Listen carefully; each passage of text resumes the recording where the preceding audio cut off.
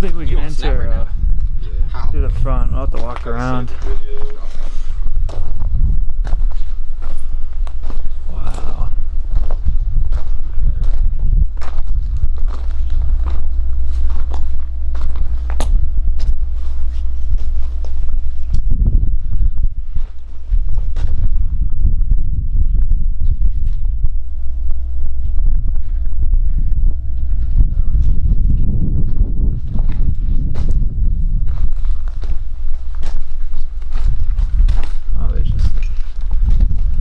Through this window.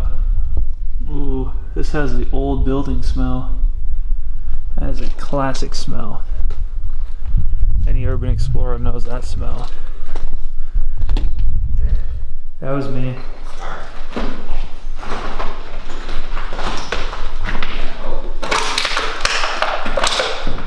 That's a water bottle I just stepped on.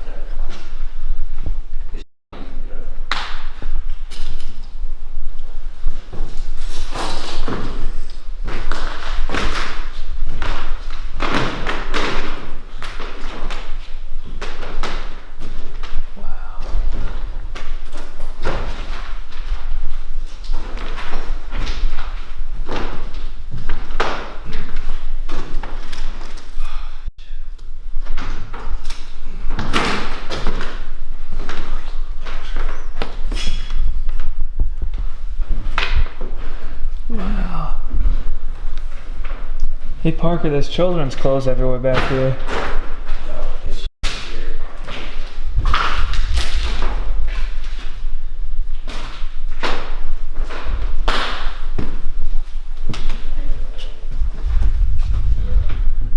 An old bathroom.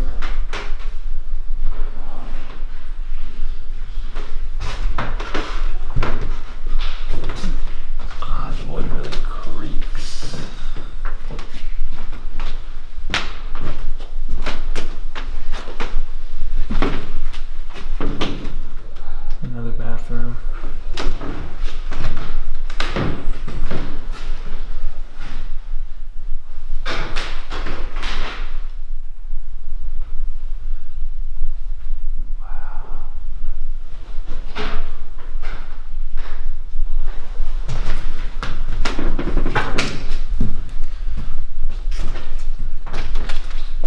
And we head to the main part of the church.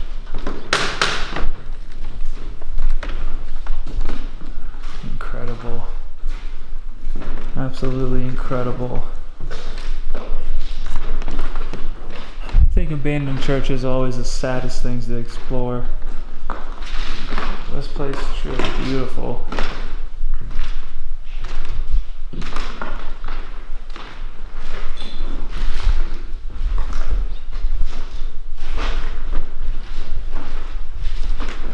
And then there's the front.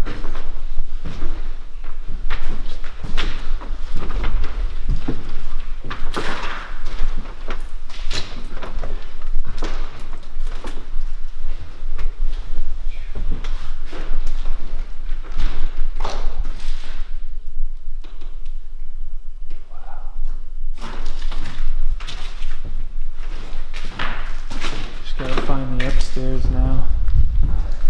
I don't know. Oh.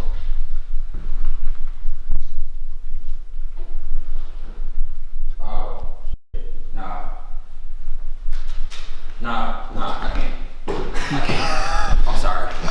I can't. Hey, how's it feeling about the Parker? I went back there already. I almost dropped the camera. Come back through here, where we came from. There. Through there. Walk through it.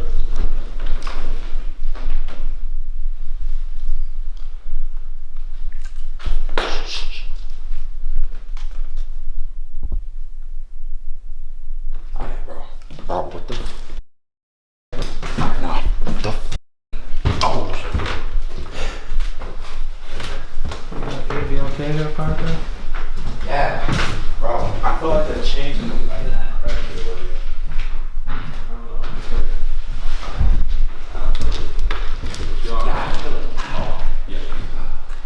Like through this little area here.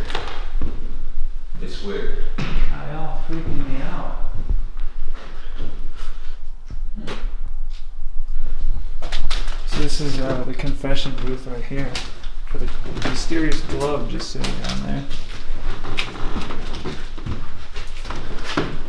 This is another tree. A lot of clothes at this place. Yeah, I don't know how to get if there even is an upstairs to this place, honestly. But I think that might be the parish house right next to us. So I'll have to check that out next. Little RV back there.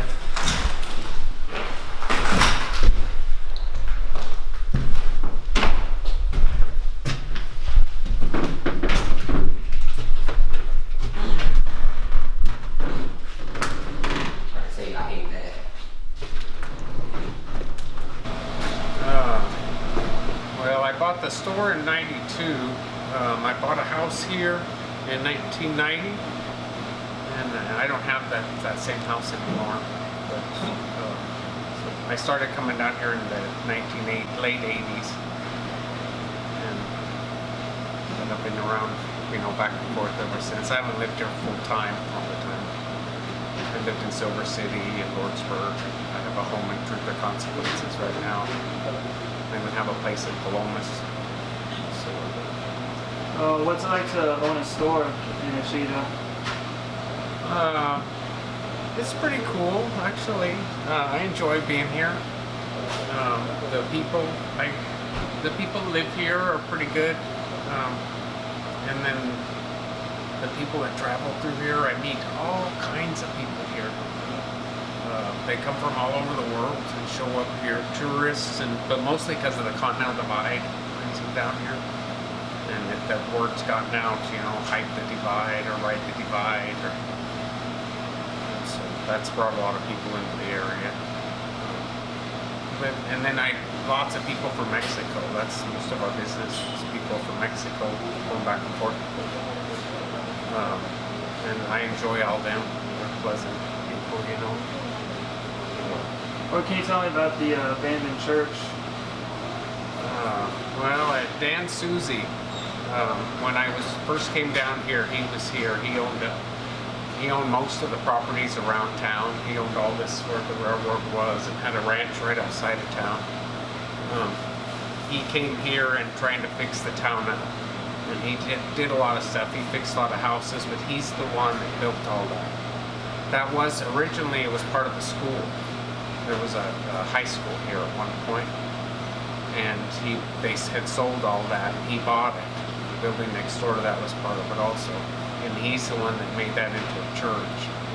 And he built in all the rock work. He built all that stuff, everything there. He had it fixed up real nice, and then he had an accident, and he passed away. His truck had run. He fell out or something, and the truck ran over him. And then, as time went on, his son Peter owns it now, Peter Susie. And I heard that he donated it to the Catholic Church, but you hear all these things, so I don't know for sure what the status is on it. And then, it's slowly been getting vandalized, and pretty soon one window was broke, and then both windows, and then more, I've had people come in asking if they could buy it. I don't know if they wanted to fix it up. What do you like about living in Hachita? I Steve. The people, that's a big one. It's a pretty calm place. I don't know, it's a relaxed feeling, sort of. Being here, it's kind of easy going.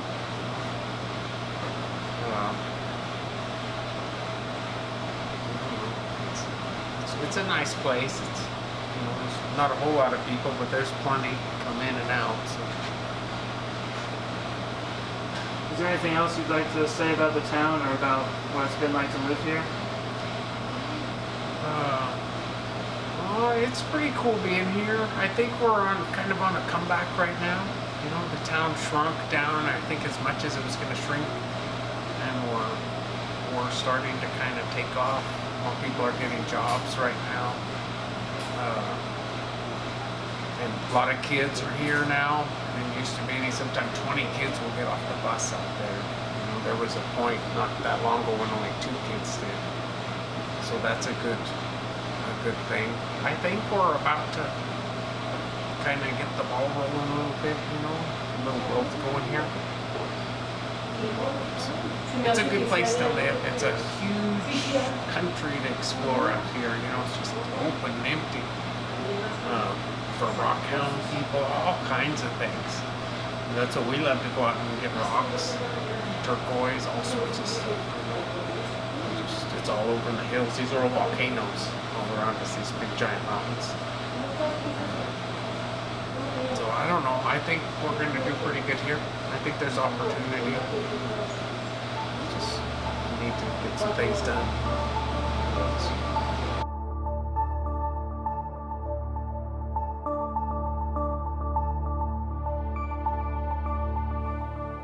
The original Hachita mine and town would be settled in 1875. The mountains surrounding the area that would later be called Old Hachita had been mined by the Apache for turquoise for several centuries.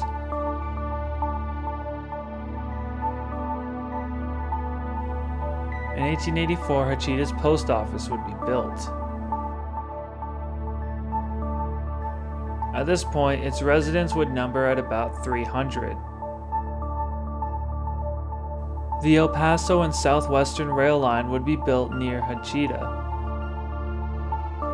Being built about 9 miles east of the town, residents began to move into the low ground.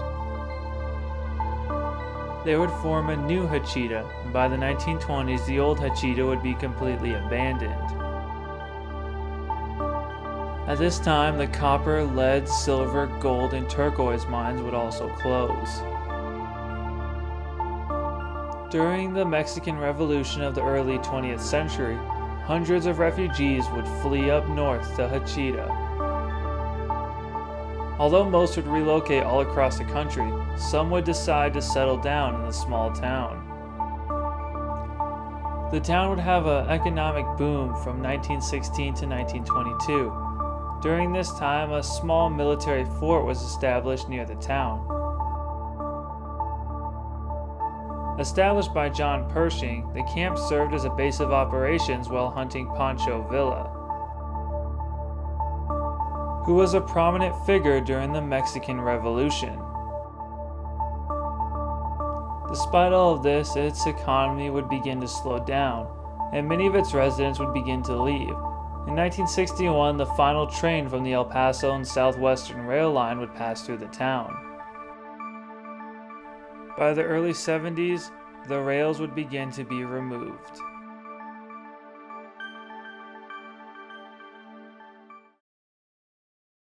I've lived here since 2012. My husband's lived here all his life. Okay. So, how do you like living in the town? I like it a lot. What would you say is your favorite thing about living here? Not that many people. It's quiet. So, what do you do for work around the town? I am a housekeeper for New Mexico Tech. They are in Plias, which is about 20 miles away. Alright. What's it been like to live in the town so far? Fine, I've lived in small towns all my life. I grew up just an hour from here, so. Oh, okay. So you're a New Mexico native? Yep. What's it like to live so close to the border? It's a little scary sometimes listening to all the stories. We don't get much people at our house, just once in a while. Okay. Is there anything else you'd like to say about the town? It's a beautiful community. So, thank you for your time. No problem. Lived here for 43 years, my whole life. What's it been like to grow up in Hachita? It's been nice. It's peaceful, kind of quiet. it was nice. I was pretty much the handyman for everybody here in Hachita. I did yard work or just about anything they wanted done. I did, and it was nice, peaceful, not really hard to have to try to compete against other people for work. What can you tell me about the abandoned church? We actually have two of them. The one over on Highway 81, it's a Catholic church. It's been abandoned for probably at least 45 years and everything. It's been vandalized a lot. People have been trying to board it up to keep people from doing it, but a lot of it came from the illegals that's been crossing and stuff, trying to stay out of the weather and stay warm.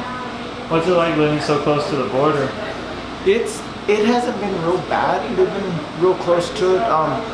Out where I live, just another half a mile west of here, we have usually some people that will cross through over that way, but most of them stay back more to where they can come through Hachita to where they can actually get water, food. They usually leave, like most of the crew that they're traveling with, they leave out in the pasture, and only like one or two will actually come in, get the food and stuff, water, then they go back and meet with them and kind of go on. They usually try to stay out of town until they get rid of whatever they're carrying, and then they come back and usually try to come into town to try to get a ride to get back to the border again and stuff. But it's they don't really come into town that much. They pretty much stay outside. What can you tell me about the history of Hachita? Hachita originally started up here on the mountain as a mining town, and they did mining for silver and nickel up there. They when it kind of died out and everything up there on the hill, then people didn't want to live so much more around the mine shafts anymore, so they kind of moved down here to the lower valley and started it down here. So they named this one Hachita, and the original place is called Old Hachita, which is about 3-4 miles west of here. Now, I know there was a train that used to run near here. Were you here while the train was still active? No, I was. They had already took out the train and the train tracks and the ties and everything before I came along. Okay. But it ran. There was another one that ran from down south of where the Plata's town site is. It went all the way down a little further south to the PD, the Phillips Dodge smelter, and it ran from there and it went up to Tyrone, up in Silver City, up there, and they have tore down the town, not the town site, but the smelter. They've tore it down, and everything, and the trains all been out, and they took out the tracks and all that. But this train, the one that ran through here actually came, it was one of the main lines that ran down through here, and a lot of the beds are still here. They have pulled all the tracks out, but a lot of the people didn't know that the train actually, when it came through Hachita, there was a track that left Hachita and went north also. What's it been like to live in Hachita today? It's been nice. It's peaceful. Out where I live, I'm kind of on the outer edge of Hachita. I don't have many neighbors close by. It's nice. It's quiet, peaceful. You can usually go out and do stuff, and people don't complain. It's been really nice living here and growing up. Is there anything else you'd like to say about the town? I wouldn't move to a city if I had to. I'd stay here. I enjoy it.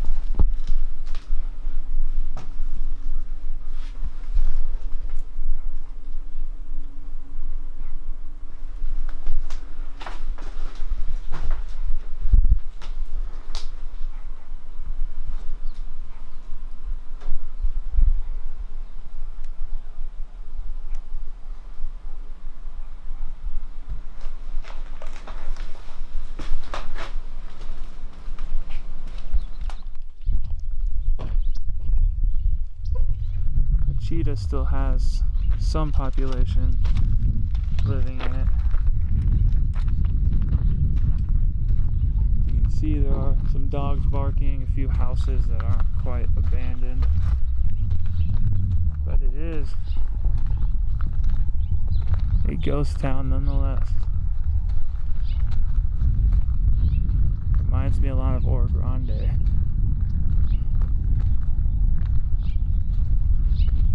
Does seem like a somewhat tranquil place though.